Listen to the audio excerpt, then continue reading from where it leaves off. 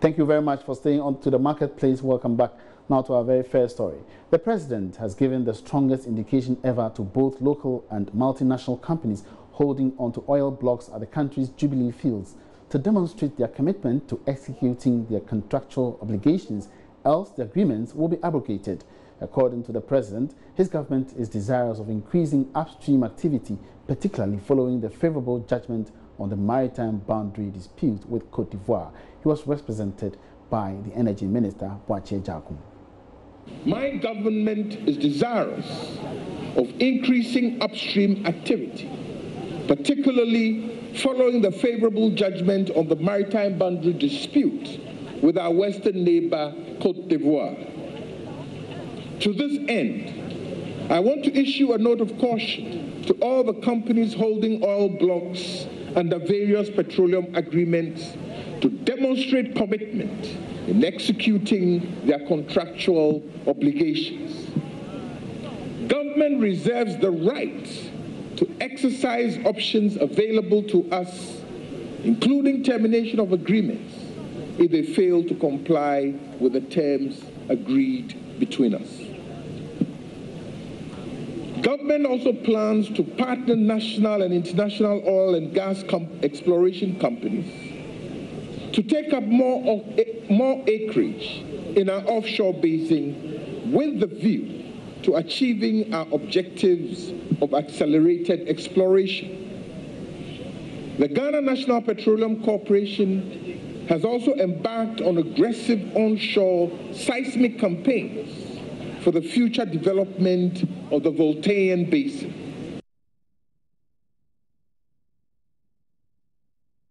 Meanwhile, the Petroleum Commission says it will not hesitate to terminate contracts of companies who hold licenses to dormant oil blocks. According to the Commission, most oil blocks became dormant following the decision by neighboring Côte d'Ivoire to drag Ghana to its loss over the maritime boundary dispute. Acting head of the Commission, Egbert Fabel Jr., said the country will start a review process to act against all such companies which fail to develop their blocks following the successful determination of the boundary dispute. He was speaking to Joy News at the ongoing 2017 Local Content and Exhibition in Takoradi in the Western region. Government can or may repossess those blocks or even terminate the petroleum agreements, but we haven't gotten there yet. I mean, we as a commission in such instances act as an advisor to the Minister of Energy, and so we are looking at it, and then at appropriate time we'll make the necessary recommendations. And I believe that the Honourable Minister, in whose power and remit the decision as to whether to terminate or repossess blocks lie, will react appropriately. We are now going to go to what we call licensing rounds, where applications for blocks will be put on tender. So that is yet to come. But what we have now is that before the dispute between Ghana and Côte d'Ivoire was referred to ITLOS, for resolution, there were, and during the pendency of the arbitration between us and Côte d'Ivoire, there were some blocks which were being worked on, which became the subject matter of the litigation. Those were stopped. Now that the outcome is very clear to all, we are going to ensure a vigorous, prosecution of the agenda of exploration. And in another development, the government says it will equip Ghanaians with the requisite skills to take advantage of the various opportunities that exist in the oil and gas industry. The skills ranging from entrepreneurship to engineering will enable Ghanaians meet high standards set by international oil companies. Energy Minister Boakye Jakum disclosed this when he represented President Akufo-Addo at the opening of the Accelerated Oil and Gas Capacity Program at the Regional Maritime University at Nungwa here in Accra. The Ministry of Energy has already laid out plans under this program which will train 1,000 Ghanaians annually to gain various technical skills. 200 small and medium-scale enterprises will be provided with the capacity to gain a competitive advantage in the industry.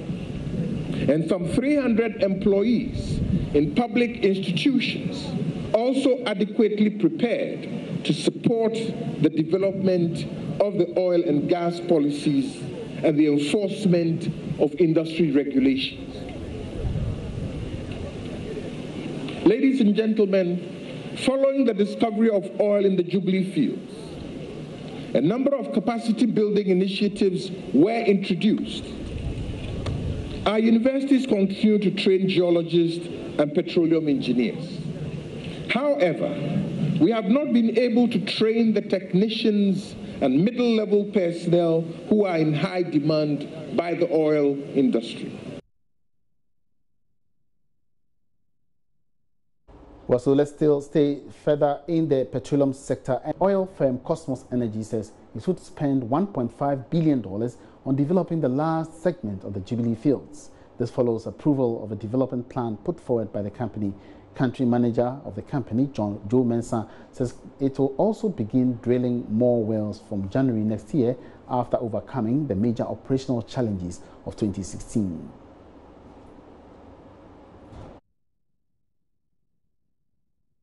At some development in the oil and gas sector, and Tullow Oil has been given details over plans to carry out another round of shutdowns on the Jubilee field.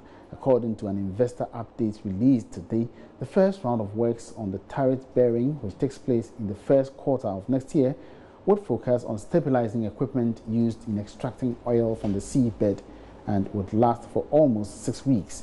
The second round is expected to take place in the last quarter of the year for 3 weeks. However, analysts say these shutdowns may have little impact on power supply in the country. This is because the partners have now reached an agreement on sale of gas from the 10 field to government. So while Jubilee is down, 10 fields is expected to supply the gas for power production.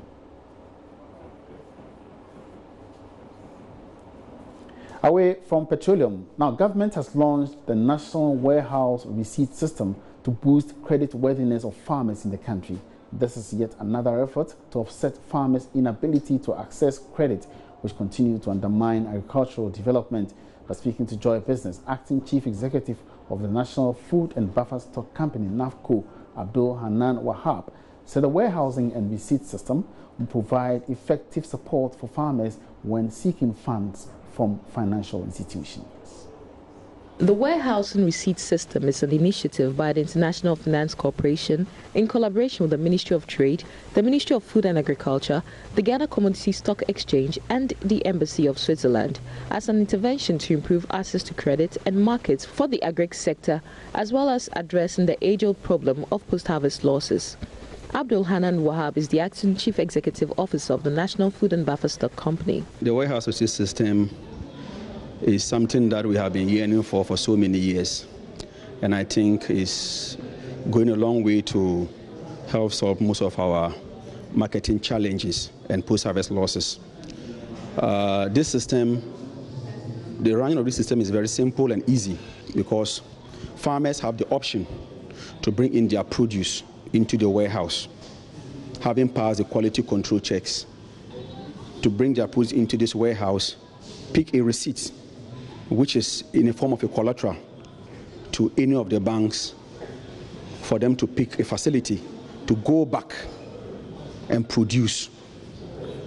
And usually they do this when the prevailing market prices then is not encouraging for them to sell out to the open market.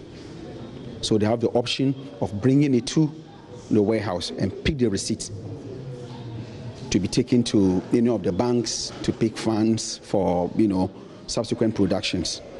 Meanwhile, the Peasant Farmers Association says a well-functioning warehouse and receipt system will give a boost to overall food supply in the country.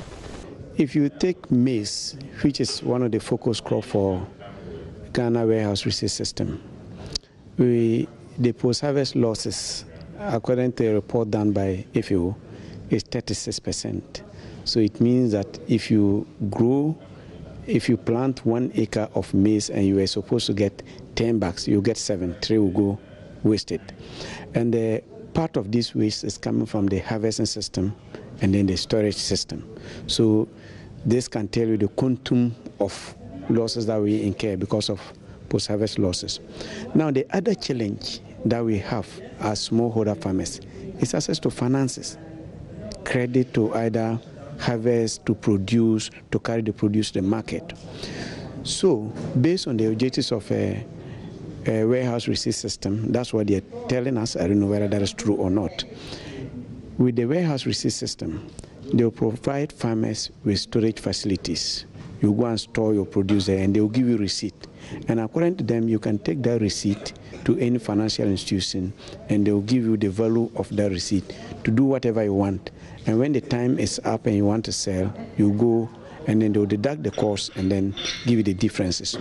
So it means that the warehouse receipt system is already addressing two problems for the farmers. One, access to financing, and two, the problem with storage facilities. A credible warehouse and receipt system will effectively help implement the Ghana Commodity Exchange Initiative. Sheila Tamaklu for Joy Business. Now, counting down to the presentation of the 2018 budget, let's bring to you our Budget Watch series, which today the Peasant Farmers Association is stressing the need for the introduction of mechanized agriculture to be considered in the upcoming budget, especially under allocation for the Planting for Food and Jobs program. This was highlighted in the 2017 budget and is expected to attract much attention again in government's Agric Marshall Plan. Ahead of the presentation of the budget later this month, Programs Officer for the Peasant Farmers Association, Ghana, Charles Nyaba, shares the impact of the Planting for Food and Jobs so far.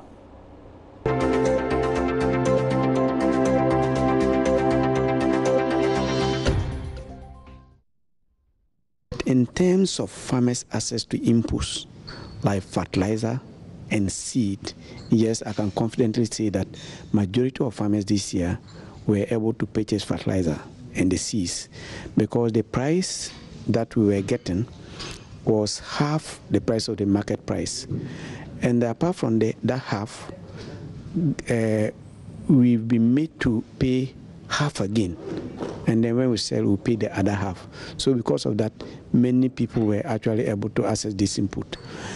Apart from accessing the input, there were people who, because of cost of fertilizer and seeds, could not expand their farms. But because fertilizer prices have reduced and there is also postponed payment, they have also increased. If they were producing 2 acres, they've been able to increase it to 3 acres. So in terms of access to input and the increase in farm sizes, yes, I think the Planting for Food and Jobs have been able to do that so far. I expect the budget to actually address issues related to post-harvest, issues related to mechanization. Now, I say so because if you look at the Planting for Food and Jobs, one of the biggest gaps that we have seen is that it has not addressed key areas that will complement the success of the Planting for Food and Jobs. I said that because I visited one of our members in Ashama, an old lady. She said, "My son, I got the seed, I got the fertilizer, but I'm old, almost 60 years. I find it difficult to even get tractors to plow the land. So how am I going to till the soil and plant?" So if you get opportunity of talking to government, tell them that they should make it available for private sector or people who have the resources to get these facilities and come and provide the services for us. We are ready to pay. More highlights in the Budget Watch in our subsequent bulletins.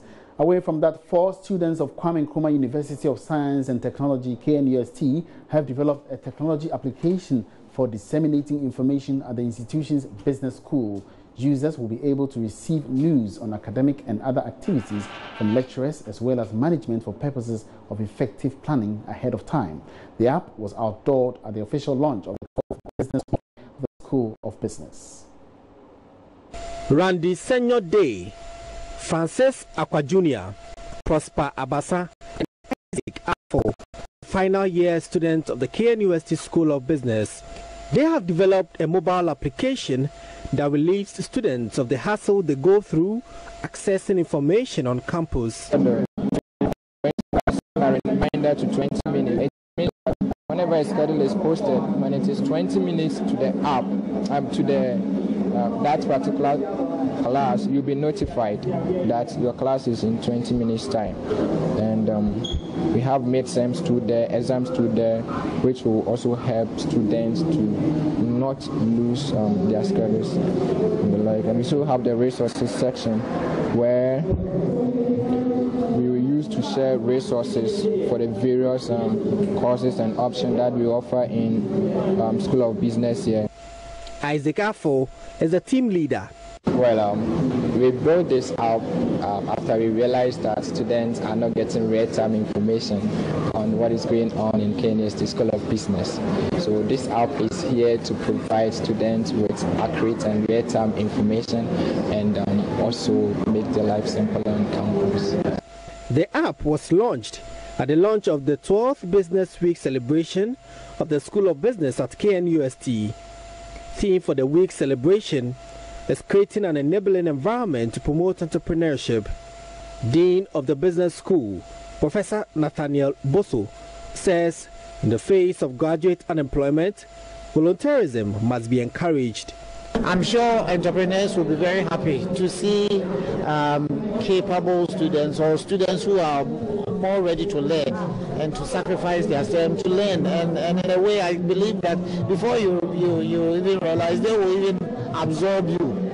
The idea is that you come in and they say that, oh, I want to learn, I want to help, I want to really help build your company.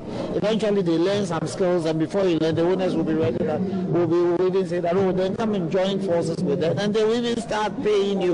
So I believe that's what you are saying, it will even help. I mean, slow down the rate of unemployment in our environment, if you understand. Vice Dean Dr. David Asamoah, on his part, says the business community must tap into the knowledge of the youth and women in particular. Young people are not supposed to be seen as people who are not ready for life. They are ready for life. After all, by definition, once they are in a teenage, they are a young adult. And evidence is showing from different parts of the world that most successful, high-growing businesses are started by people in their teenage. And so I think our society needs to give young people the chance to explore these opportunities. Whether we like it or not, these people have superior cognitive power that other people don't have. Prince Apia reporting. Now we become so much dependent on courier and delivery services these days, especially with the growth of e-commerce. It's become one of the essential services for individuals and businesses as well. Two entrepreneurs just ventured into the business and will be sharing their experiences in this edition of a repeat of the Joy Business Van.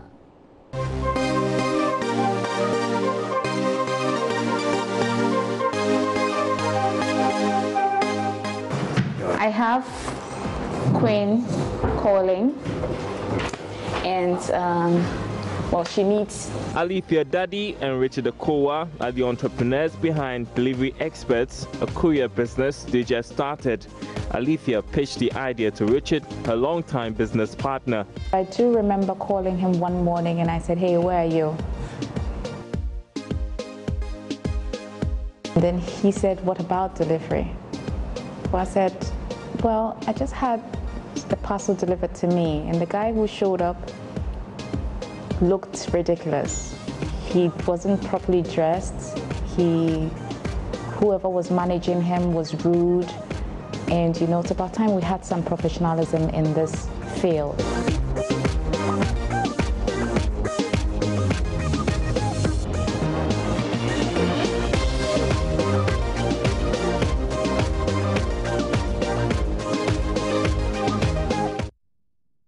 And on that note, we have to wrap up this edition of the Marketplace. Many thanks for your time, but we apologize sincerely for those few hitches out there. We will certainly bring you another edition of the program tomorrow. My name is Emmanuel Abuachi. Have a good afternoon.